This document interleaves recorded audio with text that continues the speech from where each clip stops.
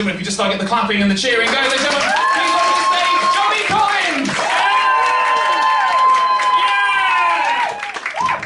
Yeah, good evening, how are we doing? Are you well? Hi, yes, so hello, my name is Jonny, short for androgyny.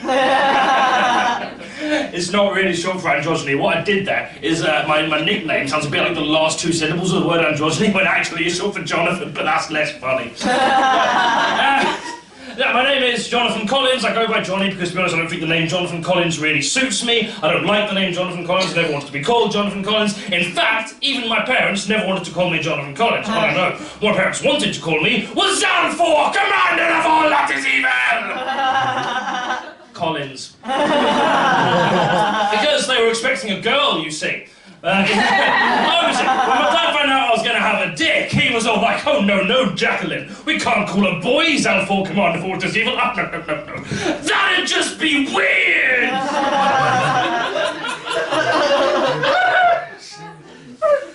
Because if we call our son, Zalfor Commander of all that is evil, could you imagine how much you get bullied at school? So, dodge the bullet there, because I can't imagine what it would have been like to have been bullied at school. It's funny, because I clearly was. I was bullied by everyone at school. I was bullied by the jocks for not being very good at sports and always running away from the football. I was bullied by the nerds for not being very good at Dungeons and Dragons and always running away from the dice. I was bullied by all the gangster kids because I liked to listen to heavy metal music, and I was bullied by the metalheads for listening to slightly the wrong type of heavy metal music. And I was bullied by the boys for having long hair and looking a bit like a girl, and I was bullied by the girls for having long hair and looking a bit like a girl. Turns out transphobia, ironically, doesn't see gender.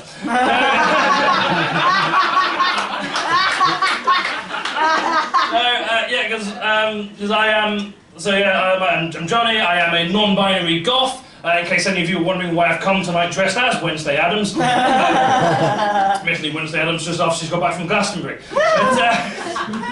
But just a wave to you, do we have any other non-binary people in tonight? That's more than usual. Well, for those of you who don't know what it means, essentially, while you lot are all ones and zeros, I'm a fucking 9.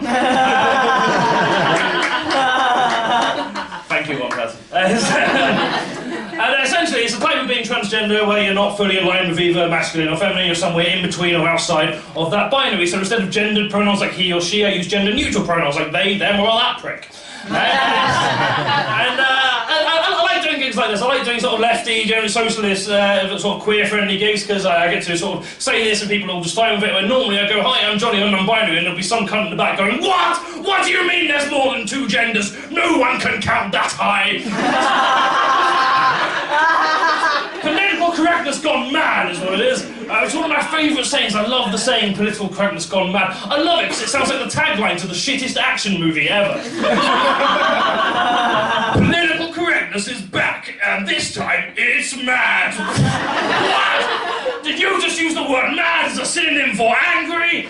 Do you have any idea how belittling and offensive it is to people with genuine mental health conditions? Hasta la vista, bigot! No, it's time to repeat. Take the kids and run. Political correctness is here, and it's really pissed off at how unimaginably cis-heteronormative our family dynamic is. LGBT representation matters, you cunts! I want your clothes, your boots, and your privilege!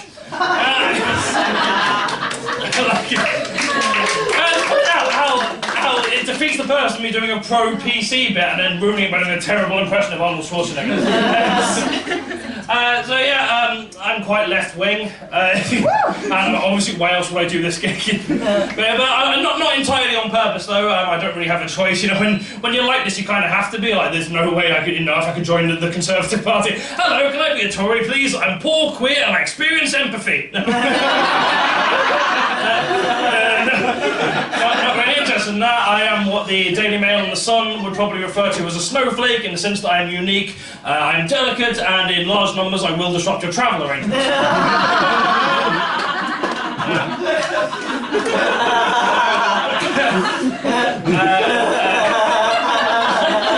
The longest laugh that's ever got.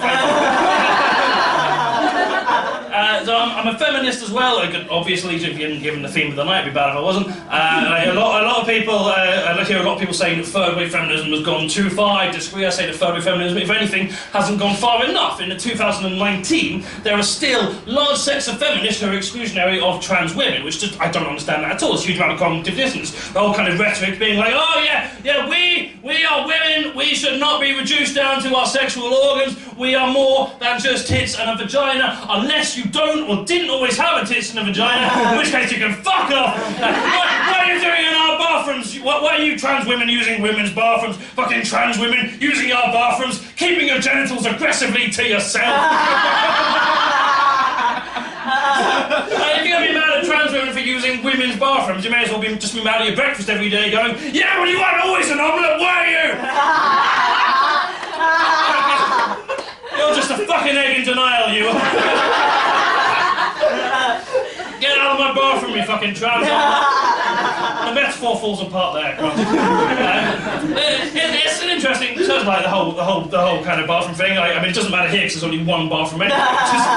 There's only one gender, and that's needing to shit. I love it, but it's better than gender. But it's a weird one because I tend to, despite all this, I tend to use the men's bathrooms just because the one time I did use a women's bathroom, a lot of shit went down. This person knocked on the door going, what the fuck are you doing in here? This isn't your bathroom, you don't belong here. And so I said, I stood up for myself. I went, no, hang on. I am just here to poo. I don't want to make anyone feel uncomfortable. I don't want to sexually assault or harass anyone. I'm here the same reason you are. I really need a shit. So let me evacuate my trans pals in peace. To which credit, she said, I don't give a fuck what genitals you have. If you don't get out of my flat, I am going to have to... In hindsight, she had a point. But no, generally I'm personally in favour of scrapping gendered bathrooms altogether. What I think we should do is keep the same bathrooms we already have, but instead of labelling them men's and women's bathrooms, we should label them quick and clean. It's much easier as a non-binary person to know which bathroom I use. Do I want to have a piss within 5 seconds, or do I want to have a piss with some basic human hygiene? I mean, it would mean urinals would need redesigning so it'd be more suitable for people with vaginas. I get that, but it's a fairly easy job. What you do, just take urinals off the walls, put them on stands like little bird baths. I mean, it's difficult to use if you're wearing leggings or tights or jeans or anything, but you know, I've met fucking cis women and trans men. You can accomplish anything you put your minds to. What time am I? I got a little bit. So I quite enjoy sex. It's definitely one of my favourite things to do with my penis, except of course for painting it blue, putting a face on the tip and putting wheels along the shaft and pretending it's a stunt model for Thomas the Tank Engine. Apart from that, easily in the top 5. I've got quite a healthy sex life at the minute, thanks for asking. I don't mean to brag or anything, but you know, it does have its downsides being in a healthy sexual relationship. One of them being that I have now vastly unrealistic expectations of my pornographic content. This is like, I mean, yeah, this is all well and good, but you've been having sex for 5 minutes and you haven't taken a meme break yet. What's wrong with you?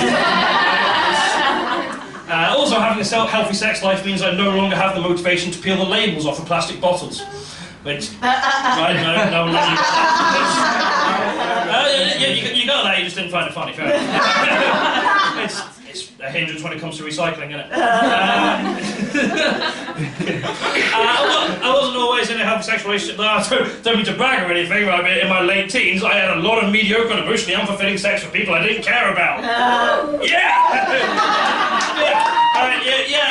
If anything, I was a little bit of a slut. I know that's a word that carries a lot of negative weight to it. I want to reclaim that word. I think when I say the word slut, I mean it in an entirely positive way. Because I don't get slut shaming as a concept at all. Because like it always comes from men as well, which fucking tells me. And it always comes from men. Like any sort of assigned female or femme-presenting people who've used online dating will have at some point encountered a man on like Tinder or one of the dating apps. There's something like, oh, right, Mary, fancy a shag? Assuming your name's Mary, otherwise it'd be fucking weird. Oh, right, Mary, fancy a shag? And then assuming you didn't, which in more cases than not is accurate, you say, oh, no thank you, I've just had lunch, or whatever it is. I'll be honest, I don't reject people very often, not entirely sure how you do it. You say, no thank you, I'm not interested, in which case, like, he being sort of the modern 21st century feminist man he is, will go, yeah, why does he even want to have sex with you anyway, you fat ugly slut? That's That's not how that word works. You can't call someone a slut after they've refused your sexual advances, because reading between the lines, what you're essentially saying is, I'm so unfuckable that even the sluts won't have sex with me. It makes you question, do they use this logic for other aspects of their everyday life? You know, just sort of like going around town going, excuse me, mate, do you know the way to Leeds train station from here? No, I don't, sorry. Oh, you must be a fucking sat-nav. Excuse me, mate, you haven't got the time, have you? Oh, no, I don't, I'm afraid. Sorry, yeah, I didn't want the time anyway, you fucking clock. Johnny, have you got an ending to this bit? No, I didn't write one. Oh, you must be a fantastic comedian.